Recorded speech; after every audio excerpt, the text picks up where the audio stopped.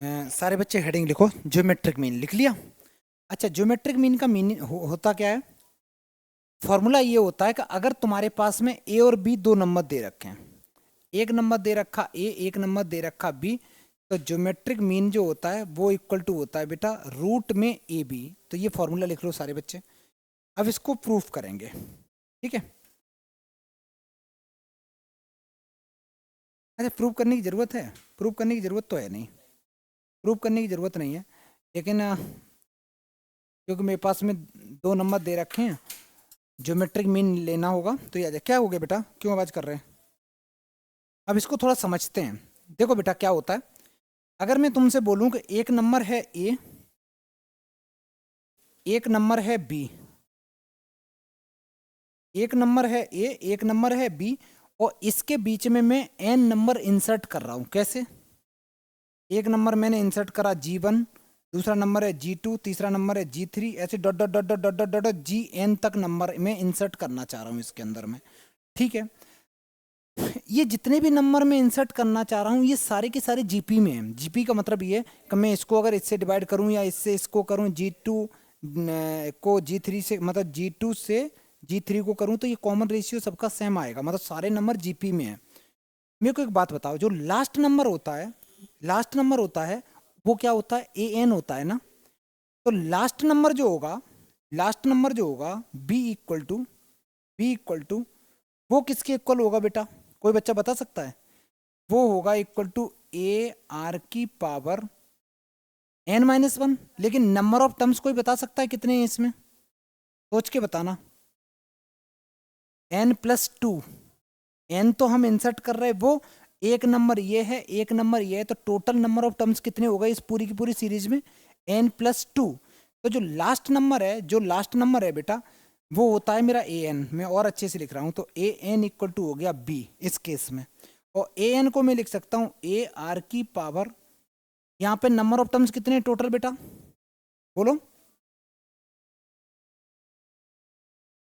तो और अच्छे से समझाऊं तो मैं बोल सकता हूं कि ये जो टर्म है वो बी के इक्वल है। ये बात समझ में आती है कि नहीं? समझ में आ गया? मैं सिर्फ समझाने की कोशिश कर रहा था।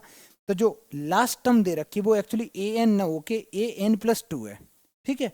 तो AN+2 है, यहाँ पे मैं फॉर्मूला लगाऊं तो ये फॉर्मूला बनेगा AR⁻n+2 - 1 इक्वल टू बी। तो A times R⁻n+1 equal to B. यहाँ से मैं आर की वैल्यू निकालूं तो आर की वैल्यू कितनी आएगी? ये ए यहाँ मल्टीप्लाई कर रहा है, उधर जाके डिवाइड करेगा। ये ए इधर मल्टीप्लाई कर रहा है तो उधर जाके डिवाइड करेगा। अच्छा एक चीज बताओ, आर कहीं लिखा हो x⁵ इक्वल टू पी, तो x इक्वल टू क्या होगा बोलो बेटा, बोलो। p की पावर 1/5 होता है। यहाँ जो भी पावर होती है जब हम दूसरी तरफ लेके जाते हैं तो उल्टी पावर हो जाती है, ठीक है। उल्टी हो जाती है, प्लस माइनस नहीं होती है, सिर्फ रिवर्स हो जाती है। अगर यहाँ पे लिखा होता 1/2 तो यहाँ 2 हो जाता, यहाँ 3/4 होता तो 4/3 हो जाता। लॉजिक समझ में आ रहा है? आगे देखो, तो यहाँ से अगर मैं आर निकालने की कोशिश करूंगा तो आर इक्वल टू आ जाएगा B/A की पावर, कोई बच्चा बोलेगा कितनी आएगी पावर, बोलो। 1/n+1। बेटा ये फॉर्मूला बन गया, ये तुम्हारा आर निकालने का फॉर्मूला बन गया।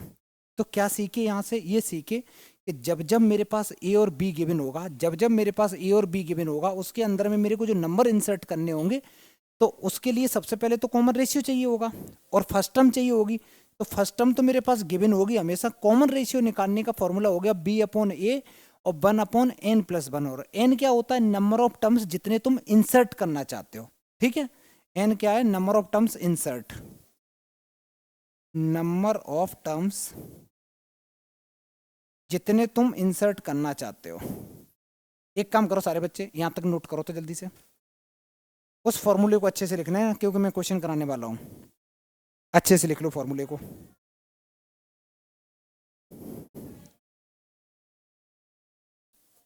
लास्ट टर्म क्या होती है बेटा? इसमें कितने नंबर ऑफ टर्म्स हैं काउंट करना। हाँ तो वही लिखा मैंने, n+2 लिखा ना। अरे लास्ट टर्म ही तो होती है वो, जो हम लोग an निकालते हैं वो लास्ट टर्म के इक्वल होती है बेटा। और इसमें लास्ट टर्म क्या है? लास्ट टर्म b है इसमें, तो बस काम। हाँ इंक्लूड है, इंक्लूड है। करो करो, इंक्लूड है बेटा। चलो सुनो, यहां तक लिखा। एक क्वेश्चन करो बेटा, ये फॉर्मूले का यूज करके। कहता है इंसर्ट 3 नंबर्स, 3 नंबर इंसर्ट करने 1 और 256 के बीच में, सो दैट जो रिजल्टिंग सीक्वेंस है वो जीपी में होना चाहिए। जो रिजल्टिंग सीक्वेंस है वो जीपी में। क्वेश्चन लिखो बेटा जल्दी से, ध्यान से देखना। पहला नंबर क्या है? 1। लास्ट नंबर क्या है? 256। कितने नंबर इंसर्ट करने, जल्दी बोलो बेटा। तो एक G1 करना है, एक G2 करना है, एक G3 करना है। मेरे को एक चीज बताओ, ए कितना है? ए 1, बी कितना है? 256। आर निकालने का मैंने क्या फॉर्मूला बताया? बोल बेटा, बोल बोल, तेज तेज बोलो। आर इक्वल टू n+1, यही तो बताया बेटा आर निकालने का फॉर्मूला। चलो भाई, n की वैल्यू कितनी यूज करेंगे? 3। जितने नंबर इंसर्ट करने हैं उतनी ही n की वैल्यू होती है। चलो b की वैल्यू मैंने पुट कर दी 256, a की वैल्यू 1 पुट कर दी, n की जगह मैंने क्या पुट किया बेटा? तो 3 + 1। अच्छा, 256 को मैं क्या लिख सकता हूं? 256 को बोलो बेटा, 4 की पावर, इस बच्चे ने बताया है कि 4 की पावर हम 4 लिख सकते हैं, और इसकी पावर 1/4। अगर मान लो 4 की पावर नहीं लिखोगे तो 2 की पावर में भी लिख दोगे तब भी चलेगा। 2 की पावर तुमने कितना लिखा था राम? देखो यहां कर लिया करो ऐसे, कभी नहीं अटकोगे।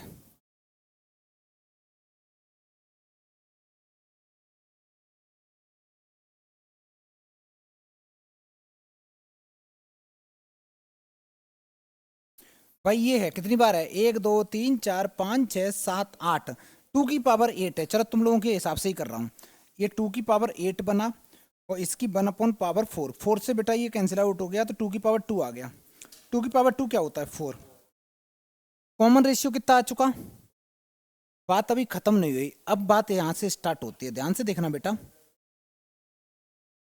तुम्हें जीवन चाहिए, जीवन। कहने को जो जीवन है वो कौन सी टर्म है, पहली या दूसरी? दूसरी टर्म है। अगर सेकंड टर्म होती है तो मैं क्या फॉर्मूला लगाता हूं? A R. तो यहां फॉर्मूला लगेगा, वो लगेगा ए आर। ए की वैल्यू गिवन है 1 और आर निकला मेरा 4। आंसर कितना आया? 4। जीवन आ चुका। जब मैं G2 निकालूंगा तो एक्चुअली ये सेकंड टर्म नहीं है। कौन सी टर्म है बेटा? थर्ड टर्म है। तो मैं थर्ड टर्म क्या होती है? ए आर स्क्वायर होती है। ए की वैल्यू 1 है, आर की वैल्यू बेटा 4 है, 4 का स्क्वायर है, तो 16 आ गया। अब मैं G3 निकालूंगा। G3 का मतलब है फोर्थ टर्म, 1 2 3 4। तो फोर्थ टर्म को मैं क्या लिख सकता हूं? और याद करने का ये तरीका है, अगर यहाँ पे 1 लिखा है तो यहाँ 1 रहेगा, यहाँ 2 है तो 2 रहेगा, 3 है तो 3 रहेगा। समझ में आया? ए की वैल्यू तो 1 है, छोड़ दो। आर की वैल्यू बेटा मैंने पुट कर दी 64। बेटा यही तुमसे पूछा था कि जो 3 नंबर इंसर्ट कर रहे हो उनकी वैल्यू बताओ। तो एक आ गया 4, एक आ गया 16, एक आ गया 64। ये करेक्ट आंसर है। आगे बढ़े।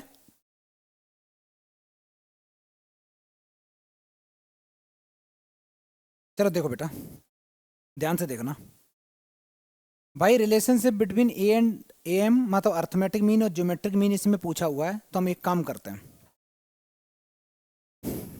क्लास 10th के हिसाब से मेरे को बताओ बच्चा, अर्थमेटिक मीन क्या होता है 2 नंबर का?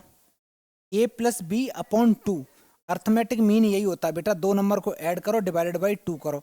ज्योमेट्रिक मीन क्या होगा 2 नंबर का? बोलो बेटा। अभी गरम गरम बताया था, √ab। रट लो ना भाई। अर्थमेटिक मीन क्या होगा? a+b/2। ज्योमेट्रिक मीन क्या होगा बेटा? रूट में ab। ये याद है? इतनी गर्मी में चाय, वाह। चलो देखते हैं। अगर मैं तुमसे बोलूं बेटा कि अर्थमेटिक मीन में से ये तो देखो, ये तो रिजल्ट है, मैं इसको प्रूव करके बता रहा हूँ, ठीक है? कि हमेशा arithmetic mean greater than equal to होता है ज्योमेट्रिक मीन के। तो मैं प्रूव करके बता रहा हूँ। अर्थमेटिक मीन में से मैंने ज्योमेट्रिक मीन माइनस कर दिया।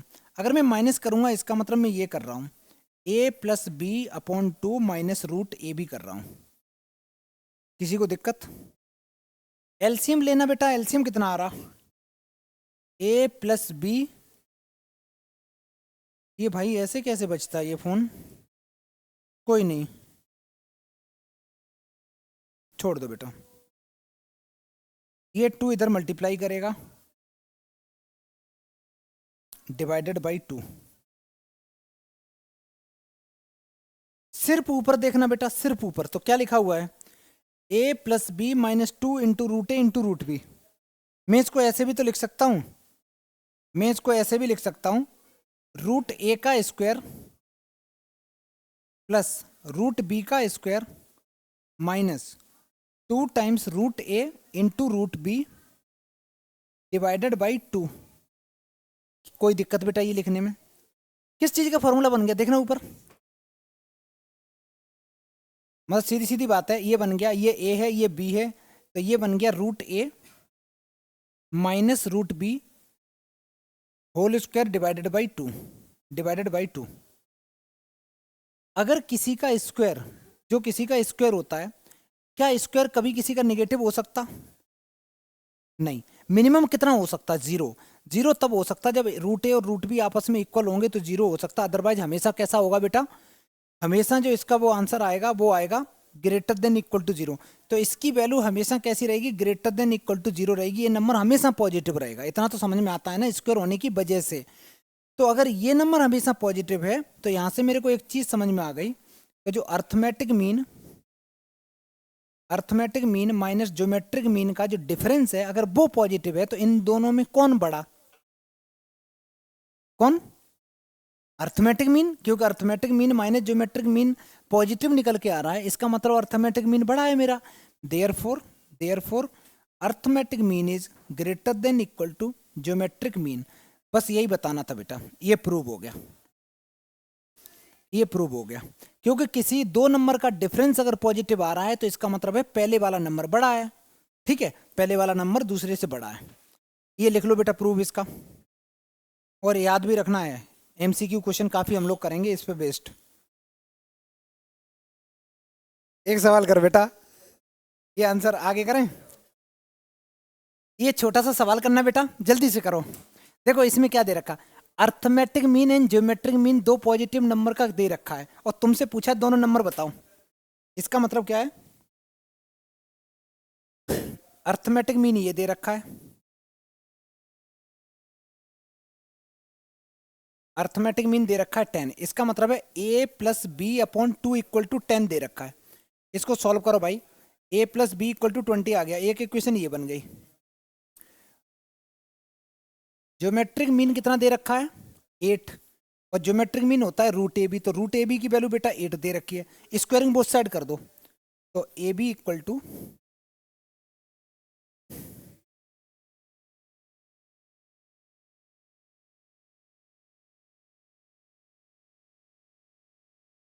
दोनों तरफ स्क्वायरिंग कर दो। जैसे ही स्क्वायरिंग करेंगे तो ए बी इक्वल टू 64 आ गया। अच्छा ये दोनों इक्वेशन सॉल्व करना बड़ा आसान, ऊपर वाली इक्वेशन से बी की वैल्यू निकालो, सेकंड में पुट कर दो, आंसर आ जाएगा। आगे देखो बेटा, ऊपर वाली इक्वेशन से बी की वैल्यू निकालो, इसमें पुट कर दो। यहां से बी की वैल्यू निकालो बेटा, कितनी आ जाएगी? मैं थोड़ा सा और अच्छे से लिखूं तो ये आ जाएगा, चलो मैं यही लिखता हूं, फ्रॉम 1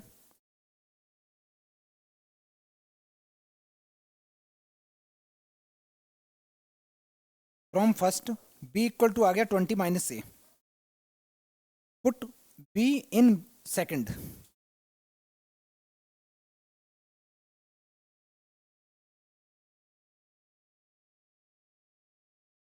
क्या बच्चा, मैं समझा नहीं, कहाँ 40 माइनस है?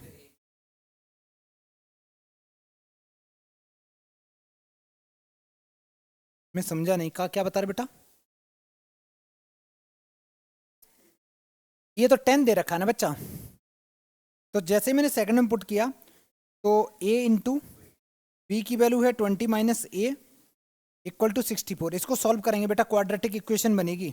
बात नहीं कर बेटा, बिल्कुल बात नहीं। 64 लेफ्ट में लेके आओ, तो ये बना माइनस का ए स्क्वायर प्लस का 20a और माइनस का 64 इक्वल टू 0। पूरे इक्वेशन को माइनस से मैंने मल्टीप्लाई कर दिया जिससे इसकी शकल अच्छी हो जाए।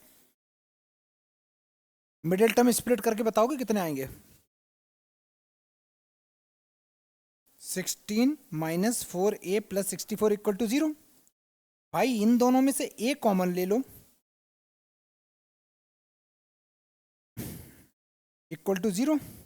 एक ब्रैकेट में आ गया a माइनस 4, दूसरे ब्रैकेट में आ गया a माइनस 16। a की वैल्यू दो आ रही, एक 4 आ रही है और एक 16 आ रही है। किसी को दिक्कत बेटा? दो चीजों का प्रोडक्ट 0 है तो पहली टर्म को 0 करूंगा तो 4 आएगी, दूसरे को 0 करूंगा तो 16 आएगी। ये दोनों वैल्यू ले जाके हमें इक्वेशन नंबर इसमें पुट कर लो बेटा 1 में, और b की वैल्यू निकालो। कैसे? तो मैं लिखूंगा इफ a इक्वल टू अगर 4 है तो b की वैल्यू कितनी आ रही है, इसमें पुट कर रहा हूं मैं 1 में।